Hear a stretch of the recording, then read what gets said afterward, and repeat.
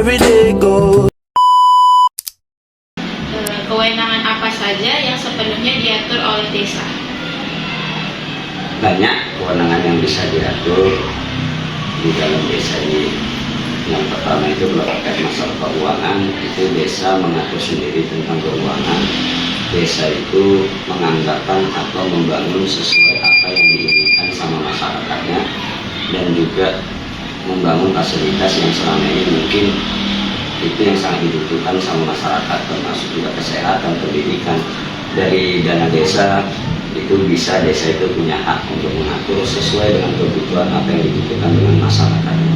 Terkait masalah peraturan di desa, itu desa juga bisa mengatur dengan sendirinya sesuai dengan adat istiadat dan kearifan lokal desa di desa Tanjung Slamet, tanpa juga harus melanggar peraturan atau undang-undang yang ada di negara itu. Bagaimana mekanisme musyawarah desa dalam menyelesaikan konflik? Konflik? Iya. Konflik masyarakat, biasanya kalau terjadi konflik, baik itu konflik apapun, kita undang kedua belah pihak yang berkonflik, kita mediasikan di kantor desa kita ini. Kita mengutamakan sifat kekeluargaan supaya tidak sampai ke ranah hukum. Biasanya kita mediasikan, kita selesaikan secara musyawarah kekeluargaan. Kalau bisa janganlah sampai ke ranah hukum lah, jangan juga sampai ada warga sampai di penjara ataupun sesama warga ini yang membuat masalah kecil jadi besar, jadi bermusuhan. Sejatinya kan di desa ini kan kita semuanya berkeluarga, namanya udah tinggal di satu desa. Pak, bagaimana alur penyusunan peraturan desa? Kalau untuk peraturan desa, alurnya biasanya itu kita nanti akan timbul suatu masalah itu dari masyarakat yang biasanya rutinitas itu tiap tahun kita adakan musyawarah dusun. Di musyawarah dusun itu muncullah nanti beberapa permasalahan, baik itu pengusulan untuk pembangunan dan juga permasalahan-permasalahan yang lain. Jadi dari situ nanti pemerintah desa menyusun peraturan desa, dirancang, namanya dirancang. Setelah dirancang, rancangan peraturan desa itu akan kita kembalikan lagi ke masyarakat, kita sosialisasikan ke masyarakat, dan kita juga kasih juga ke Badan Permusyawaratan Desa, namanya disingkat itu dengan BPD. Setelah nanti kita kasih waktu itu kurang lebih sekitar 2 minggu ataupun 1 bulan 30 hari, baru kita adakan musyawarah kembali, yaitu musyawarah desa yang melibatkan semua tokoh masyarakat, tokoh agama, tokoh pendidikan, tokoh pemuda, semua tokoh-tokoh yang berkompeten di desa kita untuk merumuskan satu peraturan desa ini supaya tidak juga menyinggung ke pihak yang lain ataupun ke agama yang lain, supaya peraturan desa ini sama-sama bisa kita patuhi bersama. Adalah terbesar dalam menjalankan pemerintahan desa, misalnya SDM, dana, dan partisipasi warga. Kalau SDM, ya maaf aja, mungkin hampir semua desa ya kan, SDM masyarakatnya itu bisa dibilang nggak merata lah, kan ada juga yang SDM-nya yang sarjana, ada yang sekolah menengah, SMP, dan mungkin masih ada juga di desa kami ini yang mungkin tidak bersekolah atau nggak mengecam bangku sekolah. Jadi ya perlu kesabaran tingkat tinggi lah untuk menyikapi semua itu semua. Ya kita pelan-pelan mensosialisasikannya tentang SDM itu. Terus apalagi tadi itu keuangan. Kalau untuk masalah dana sumbangsi dari masyarakat, ya nggak banyak, tapi saya akui kalau untuk masyarakat desa Tanjung Slamet, sejauh saya memimpin selama 3 tahun ini, udah mulai saya tumbuhkan rasa kebersamaan. Ini kes-kes ya, semalam itu ada contoh waktu kita membangun jembatan itu kan sebenarnya itu kan punya pihak provinsi, tidak boleh digunakan pakai anggaran dana desa. Jadi saya berinisiatif meminta bantuan atau anggaran itu gotong royong lah dari warga ataupun donatur-donatur yang ada di desa. Yang syukur alhamdulillah itu jembatan kita itu yang dulunya nggak berlampu sekarang udah ada lampunya, sekarang udah ada CCTV-nya. Yang dulu pagar pembatasnya hilang, sekarang udah kita pasang batas batas pagar, dan juga udah kita cek juga. Ya pada akhirnya jembatan itu udah nggak lagi tempat pembuangan sampah. Kalau untuk orang sakit kemarin problem masalah di semua daerah. BPJS kesehatan itu kan sangat-sangat gimana dibilang ya, berat ya, enggak ya berat juga gitu kan. Jadi sering terkendala masyarakat itu punya BPJS tapi punya tunggakan, tiba masuk rumah sakit dendanya tadi kewalahan. Kemarin di sekitar bidang itu kita tumbuhkan juga rasa kekeluargaan gotong royong, bahu membahu, patung-patungan lah. Terakhir ikutlah membayar untuk membantu salah satu warga yang di situ sehingga bisa melunasi tunggakan BPJS sehingga bisa kita bawa ke rumah sakit. Akhirnya ada yang partisipasi warga. Ada, cuma yang mulai sekarang ini maaf ya, bisa cerita banyak ini kita. Nggak capek. Nggak apa-apa. Plus minusnya gini ya. Dana desa itu ada plusnya banyaknya semua. Dulu anggaran pembangunan desa itu ataupun apa keluhan masyarakat itu kan tertanggung di dalam APBD atau dana kabupaten, yang itu agak lambat karena kabupaten itu kan terlalu banyak desa yang harus dibiayai dan cukup besar gitu kan, ada 394 desa itu yang harus ditanggung dibiayai sama Pemkab. Jadi dengan adanya dana desa ini cukup membantulah bagi masyarakat dan tiap-tiap gang itu atau kesehatan pendidikan, jadi desa itu bisa mengelola sendiri untuk itu. Kalau untuk minusnya itu tadi, karena dianggap desa ini udah punya dana desa, jadi segala sesuatu itu anggapan masyarakat itu bisa tertampung di dalam dana desa itu sendiri, padahal tidak sepenuhnya seperti itu. Bisa dibilang asas gotong royong dan kekeluargaan yang dulu kita bina gitu, hampir semenjak dana desa ini udah mulai menipis. Jadi sekarang ini kami pemerintah Desa Tanjung Selamat pelan-pelan lah mengasih penjelasan sosialisasi bahwasanya dana desa itu tidak semuanya bisa menampung keluhan ataupun masalah di desa, karena semua itu kan diatur dari pemerintah pusat sampai ke daerah itu diatur.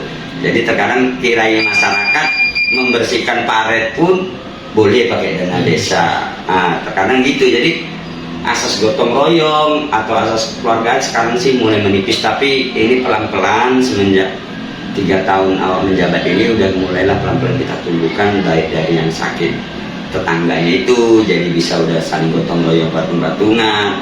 Kalaupun gotong royong di paret itu kita gali ke masyarakat supaya ikut bersama gotong royong. Kami akan menanyakan perihal ini, Kak. Penyelenggaraan dan pemerintahan desa.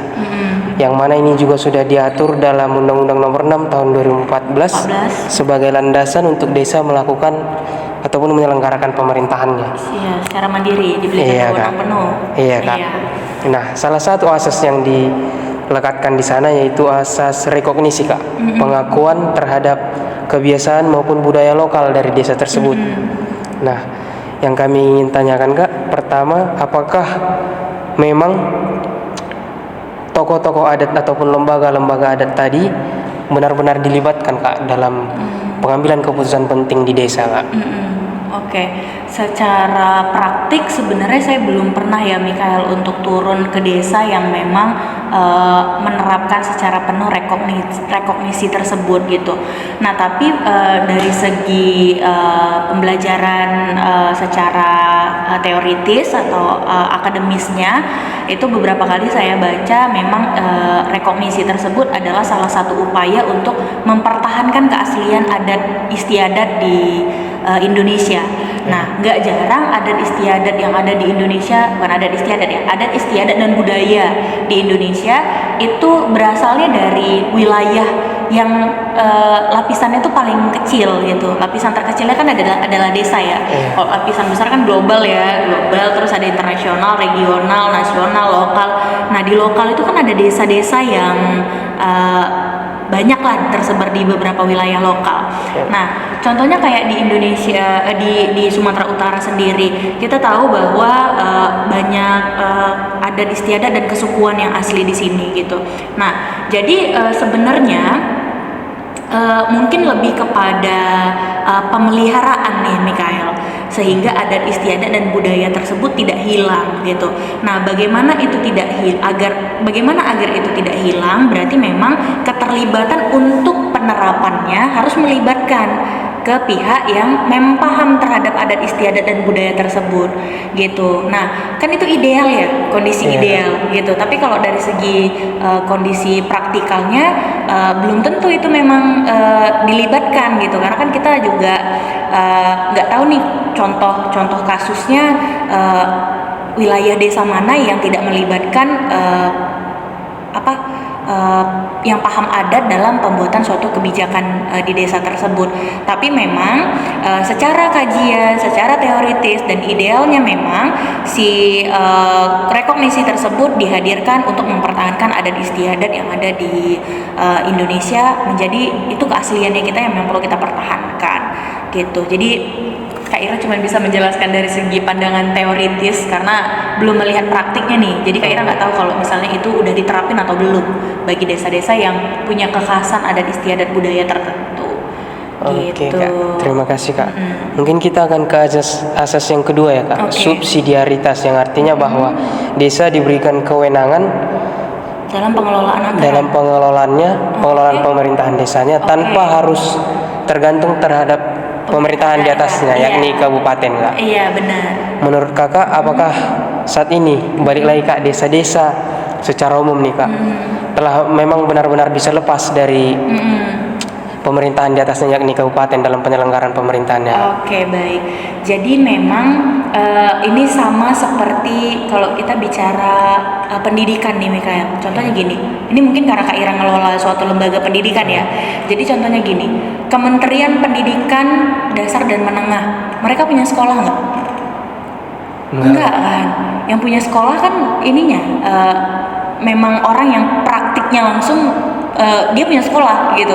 Atau kalaupun dia sekolah negeri, yang punya itu ya daerahnya gitu. Jadi kementerian itu hanya sebatas mengeluarkan program, perancangan, undang-undang, kebijakan dan hal-hal terkait yang memang kadang itu nggak match sama kondisi di lapangan gitu. Jadi Kemendikdasmen misalnya kan punya peraturan ini nggak match sama sekolah A, match sama sekolah B gitu. Nah, jadi bisa kita kaji, bisa kita kaitkan pemerintah pusat, pemerintah daerah yang sudah mengeluarkan kebijakan tertentu terkait pengelolaan dana desa dan pemerintahan desa diserahkan sepenuhnya sama desa gitu, dengan mengikuti asas-asas yang berlaku gitu loh. Nggak match sama desa, tapi di desa yang lain bisa.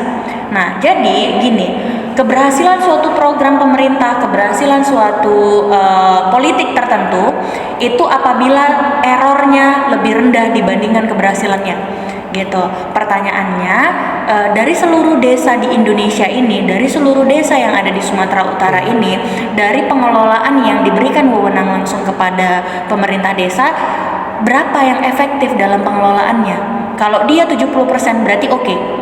Karena 30% yang error. Karena apa? Karena penyelenggaraan kekuasaan pemerintahan diberikan sepenuhnya kepada pemerintah desa, itu agar desa dapat mengelola seluruhnya secara mandiri. Gitu loh. Outputnya kan keberhasilan desa, kemajuan desa. Gitu kan, itu outputnya kan. Nah, jadi kalau misalnya itu memang sudah turun dari pemerintah pusat ke pemerintah daerah, lalu turun lagi ke pemerintah desa, kalau desa berhasil untuk menyelesaikan outputnya, berhasil programnya. Gitu. Kalau misalnya ternyata keberhasilan dari seluruh desa yang sudah yang kita kumpulkan, ternyata cuma 20% yang berhasil dari kemandirian tersebut. Berarti mungkin pemerintah daerah harus berpikir lagi ya untuk membuat kebijakan tertentu bahwa ternyata di daerahnya desanya nggak bisa ditinggal dan diberikan kewenangan penuh. Karena apa? Karena errornya lebih tinggi. Keberhasilannya cuma 20%, errornya berarti 80%. Gitu. Balik lagi, keberhasilan suatu regulasi, keberhasilan suatu kebijakan, keberhasilan suatu politik tertentu dilihat dari persentase keberhasilannya dulu. Kalau berhasilnya lebih tinggi daripada error, berarti programnya oke. Gitu. Ya, kayak gitu sih kayaknya Mikael. Terima kasih Kak. Mungkin ke topik yang selanjutnya, yakni musyawarah dan partisipasi warga Kak. Nah, kalau berdasarkan Undang-Undang Nomor 6 Tahun 2014 tadi, didukung juga dengan adanya otonomi desa, artinya bahwa demokratisasi pun harus berlangsung di akar rumput, dalam hal ini desa, ya kan Kak.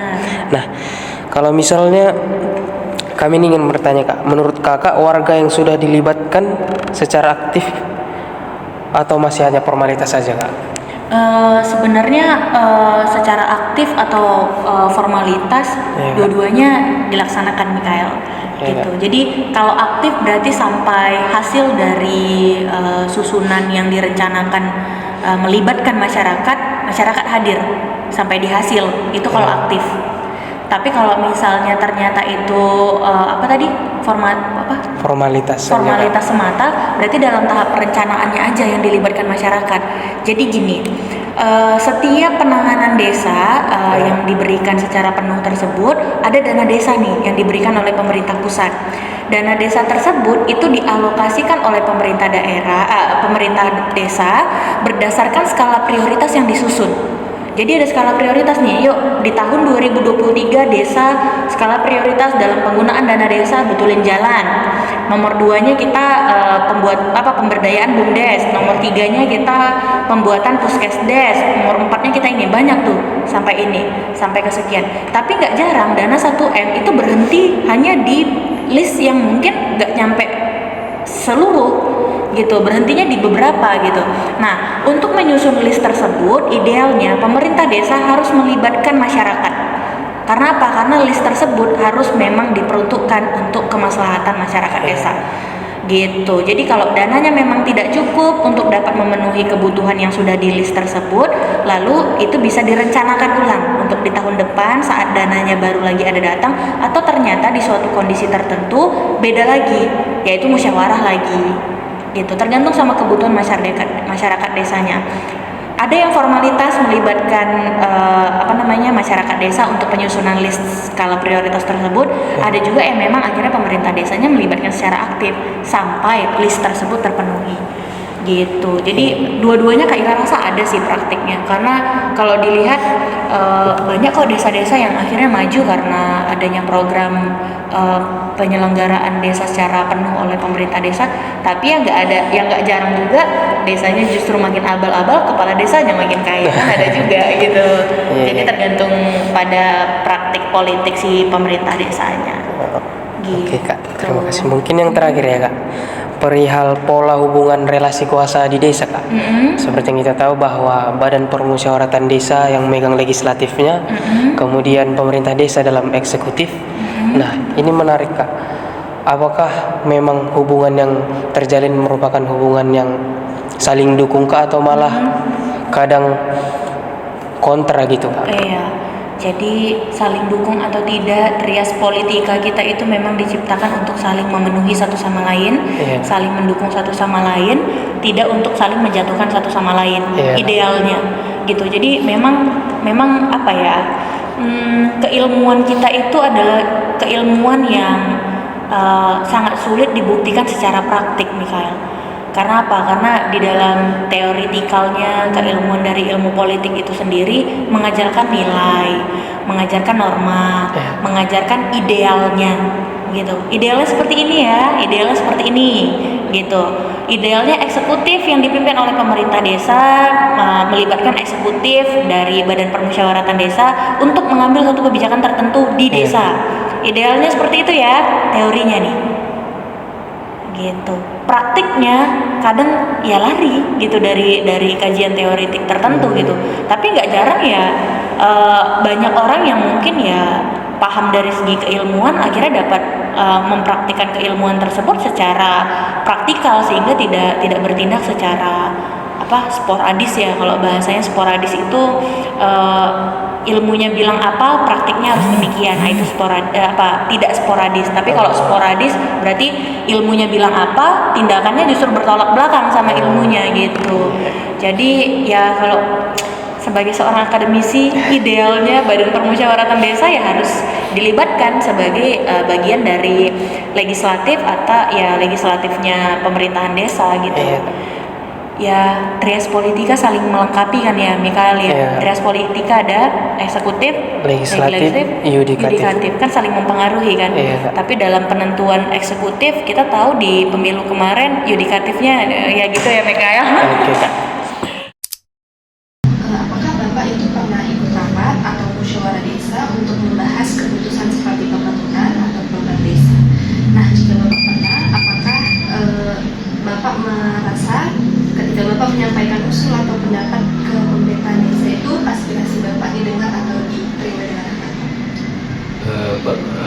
pernah ikut sebagai perwakilan masyarakat soal pembangunan infrastruktur di desa.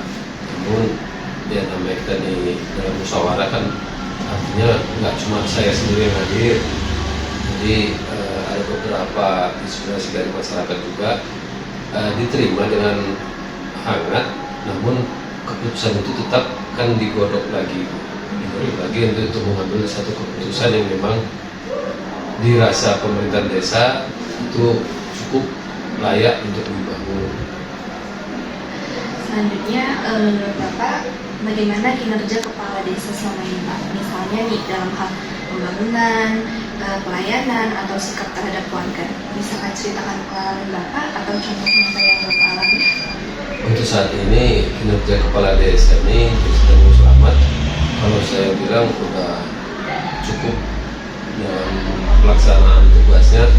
Dia masih mau dia langsung pantau soal pembangunan, berbaur sama masyarakat. Artinya kinerja itu yang memang layak, artinya sesuai dengan kapasitas dia sebagai masyarakat. Baik, pertanyaan selanjutnya Pak, terkait transparansi pemerintahan desa.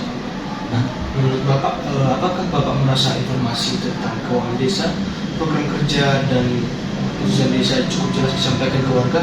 Misalnya nih Pak, apakah hasil musyawarah atau laporan keuangan dipasang di papan pengumuman, atau apakah warga mudah meminta penjelasan jika ada yang kurang jelas Pak? Jadi selama ini yang pernah saya ikutin dalam musyawarah, kepala desa itu selalu memaparkan berapa anggaran yang turun, digunakan kemana aja. Setelah itu baru dibikin papan pengumuman, itu ada tertera di depan kantor desa, dan semua masyarakat artinya tidak ada keterbatasan mau melihat itu, mau mempertanyakan. Nanti pun kalau memang ada yang belum paham, itu kepala desa dengan senang hati membahasnya. Selanjutnya Bapak, apa harapan Bapak untuk perbaikan pemerintahan desa ke depannya Pak? Misalnya pembangunan fasilitas apa yang paling dibutuhkan, atau bagaimana cara meningkatkan partisipasi warga, atau adakah keluhan khusus yang ingin Bapak sampaikan?